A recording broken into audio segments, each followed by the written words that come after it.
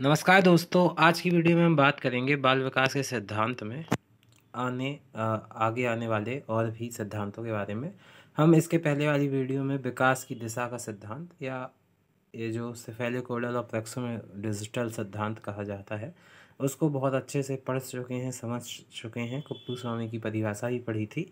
आज हमें अगला सिद्धांत पढ़ना है। सबसे पहला है उसमें असमान गति का सिद्धांत। अब असमान गति का सिद्धांत क्या है कि विकास के दौरान बालक में गतियां असमान होती हैं। तो इसमें अपन पढ़ेंगे, फिर देखेंगे कैसे कि विकास की गति हमेशा एक समान नहीं रहती। जैसे शैशवावस्था की शुरुआत में गति तीव्र होती है विकास की, बाद में मंद पड़ जाती है। पुनः किशोरावस्था के प्रारंभ में इसकी गति तेज होती है, परंतु यह कुछ समय पश्चात पुनः धीमी पड़ जाती है। तो असमान गति होती है, एक समान गति से नहीं होता विकास। जैसे कि एग्जाम्पल में लिखा है, केवल 6 वर्ष तक बच्चे का लगभग 85 से 90% तक मस्तिष्क का विकास हो जाता है। तो अब पूरी उम्र तो बहुत कम होगा, अब शुरुआत में इतना ज़्यादा हो गया तो गति जो है वो बदलती रहती है। तो इसी सिद्धांत को विकास का असमान गति का सिद्धांत कहते हैं। मतलब गति विकास की एक जैसी नहीं रहती। उसके बाद अगला है आपका सिद्धांत निश्चित क्रम का सिद्धांत या अनुक्रमकता का सिद्धांत या सीक्वेंस, प्रिंसिपल ऑफ सीक्वेंस बोला जाता है इसको। सीक्वेंस का सिद्धांत या निश्चित क्रम का सिद्धांत क्या इसमें मेनली है क्रम निर्धारित होता है। अब क्रम निर्धारित को आप कैसे समझ सकते हैं कि कोई भी बालक है तो वो सबसे पहले शैशवावस्था में आएगा, उसके बाद सबसे पहले वह गर्भावस्था में जाता है, फिर शैशवावस्था में, फिर बाल्यावस्था में, फिर किशोरावस्था में। तो यह एक क्रम है।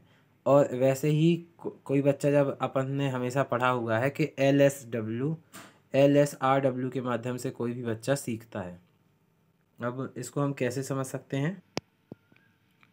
तो जैसा कि यहाँ पे लिखा हुआ है कि इस सिद्धांत के अनुसार गामक एवं भाषा विकास एक निश्चित क्रम में होता है। तो निश्चित क्रम का सिद्धांत है। गामक से आप समझ सकते हैं फिजिकल चीज़ें, और भाषा से भाषागत। जैसे कि भाषा से रिलेटेड हमेशा हमने पढ़ा है कि भाषा के विकास में बालक पहले सुनता है, बोलता है, फिर पढ़ता है और फिर लिखता है। लगता नहीं, ये गलत लिखा हुआ है, लिखता है, फिर लिखता है LSRW, listening, speaking, reading and writing. तो इसको हमने हमेशा पढ़ा है। तो इसका एक क्रम है, निश्चित क्रम है, हर बालक ऐसे ही सीखता है। वैसे ही जब गामक विकास की हम बात करें तो गामक से संबंधित ये है कि ऐसे ही जब बालक गर्भ में होता है तो पहले गर्भावस्था आएगी, फिर शैशवावस्था, फिर बाल्यावस्था, फिर किशोरावस्था के क्रम में विकास होता है। तो ये निश्चित क्रम है बालक के विकास के, गर्भावस्था, शैशवावस्था, बाल्यावस्था, किशोरावस्था। तो यही है निश्चित क्रम का सिद्धांत, जिसमें बच्चे का गामक और भाषा विकास निश्चित क्रम में होता है। लगभग सारे ऐसे ही आप समझ सकते हैं निश्चित क्रम के सिद्धांत को।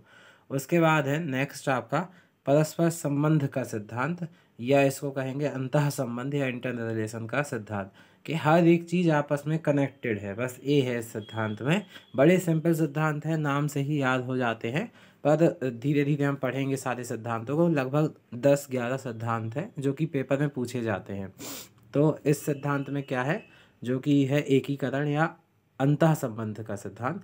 तो इस सिद्धांत के अनुसार बालक के विकास के सभी स्वरूप, शारीरिक हो गया, मानसिक, सामाजिक, संवेगात्मक आदि, एक दूसरे से परस्पर संबंधित होते हैं। इसको याद रखना है कि ये एक दूसरे से कैसे होते हैं, परस्पर संबंधित होते हैं। सारे विकास के सभी स्वरूप, कहावत है ना, जैसे कि स्वस्थ शरीर में स्वस्थ मस्तिष्क का निवास होता है, तो वैसे ही कि मस्तिष्क यदि स्वस्थ रहे तो शरीर भी स्वस्थ रहता है, और शरीर स्वस्थ है तो मस्तिष्क भी स्वस्थ रहता है।